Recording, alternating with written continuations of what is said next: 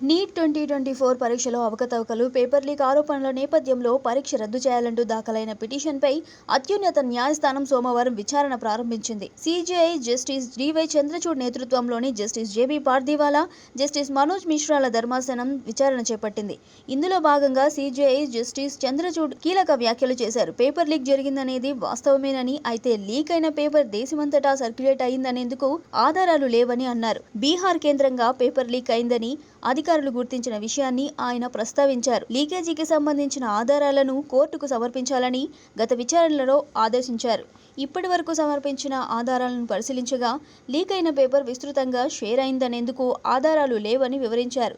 బీహార్లోని Hazaribagh, పాట్నాలలో paper leak జరిగిందనే విషయాన్ని సీజేఐ అంగీకరిస్తూనే అక్కడి నుంచి మిగతా ప్రాంతాలకు పేపర్ వెళ్లిందనేందుకు ఎవిడెన్స్ ఉంటే చెప్పాలని అడిగారు. ఉదయం 9 గంటలకు పేపర్ లీక్ అయిందని, 10:30 గంటల కల్లా అది ముగిసిందని కోర్టు విశ్వసిస్తోందని సీజేఐ తెలిపారు. కోర్టు నమ్మకాన్ని తప్పని నిరూపించే ఆధారాలు ఉంటే వెల్లడించాలని పిటిషన్దారులకు సూచించారు. సీబీఐ అందించిన నివేదిక ప్రకారం నీట్ యూజీ ప్రశ్నాపత్రం ఎక్కడ ముద్రించారనే విషయం తమకు తెలిసిందని, అయితే ఆ విషయాన్ని బహిరంగపరిచే ఉద్దేశం తమకు లేదని అన్నారు.